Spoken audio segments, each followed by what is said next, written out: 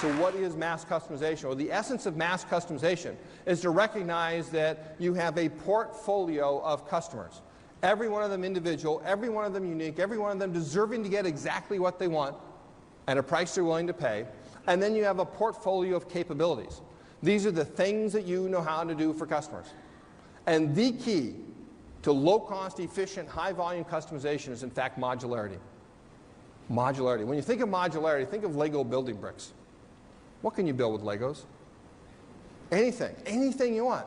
Right? Why? Because you have this large number of modules of different sizes, different shapes, and different colors, and then this simple and elegant linkage system for snapping them together. And that's what we need to do to our operations.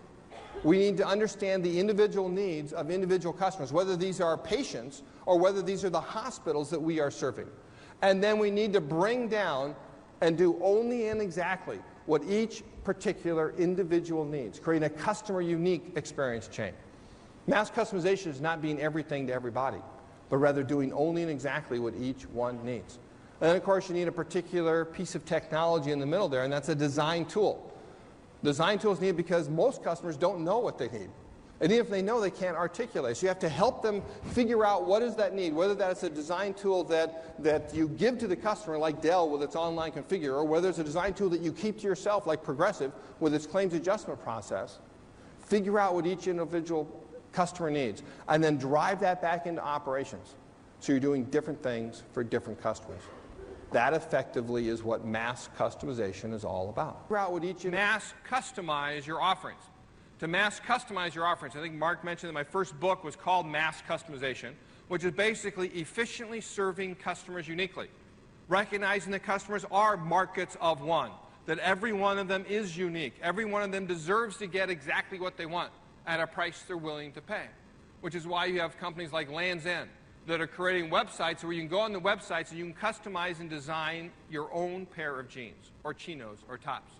Specify the different styles, different colors, different sizes for your unique body. And then they will make that for you and deliver it to your house in about 2 weeks. What I discovered, and how I actually discovered this progression of economic value, is that customization is the antidote for commoditization. If you customize a good, you automatically turn it into a service. Look at the classic distinctions between goods and services. Goods are standardized, services are customized. They're done just for a particular person. Goods are inventoried after production, but services are delivered on demand in response to customer demand. And goods are tangible, services intangible. Well, part and parcel of mass customization is the intangible service of helping customers figure out what it is that they want. It's the route up this progression of economic value like companies like Dell understand. Dell Incorporated is the world's premier mass customizer, never putting anything in inventory, only producing on demand and lowering the costs to do it versus normal mass production.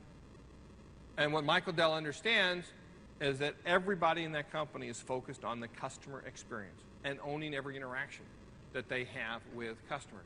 Because, again, customization is the route up this progression of economic value. Because if you customize a service, if you design a service that is so appropriate for this particular person, that's exactly the service they need right now, you can't help but make them go wow and turn it into a memorable event. You can't help but turn it into an experience. If you think about the economy, let's go back to the beginning, because in the beginning were commodities, things that you grow on the ground, raise in the ground, or pull out of the ground, animal, mineral, vegetable. And then you extract them out of the ground and sell them on the open marketplace. Commodities are the basis of the agrarian economy that lasted for millennia. In fact, you can go back to the year 1776. And of course, I picked that year for a very particular reason. As you all know, 1776 was the year that the world's first economics book was published, Adam Smith's Wealth of Nations. Something else happened that year, but I forget what it was.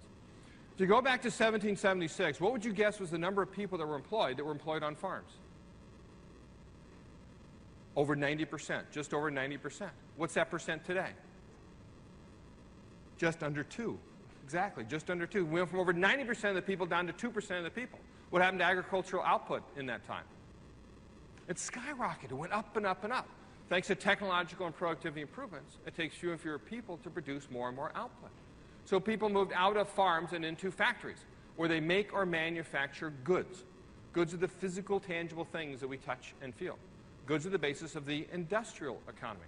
At the turn of the 20th century, 100 years ago, over 40% of the people were involved in manufacturing jobs. That percent today is now under 12. from 40% of the people to 12% of the people. Meanwhile, manufacturing output skyrocketed as well.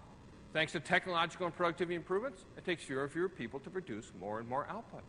So people moved out of factories and into offices, into hotels, into restaurants, into hospitals, into software, where they deliver services on behalf of an individual person.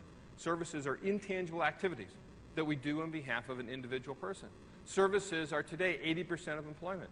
Services are 80% of gross domestic product. And services are what customers want today instead of the goods. What happens in the service economy is that goods become commoditized. Commoditized. Meaning people don't care who makes them. They don't care about the brand. They don't care about the features because they're all pretty much the same anyway. They care about three things and three things only. Price, price, and price. And the greatest force of commoditization is, in fact, the internet. The frictionless marketplace means that customers can instantly compare prices from one vendor to another, and that tends to push them down to the lowest possible price. But now what we see happening is not only goods are being commoditized, but services are being commoditized as well. Long-distance telephone service sold on price, price, price. Fast food restaurants with all their value pricing. And look what the internet does to financial services.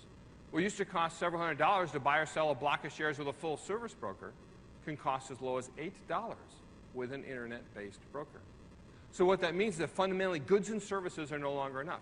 Goods and services are everywhere being commoditized. It's time to move to a new level of economic value. It's time to go beyond goods and services to staging experiences for customers. This is the basis of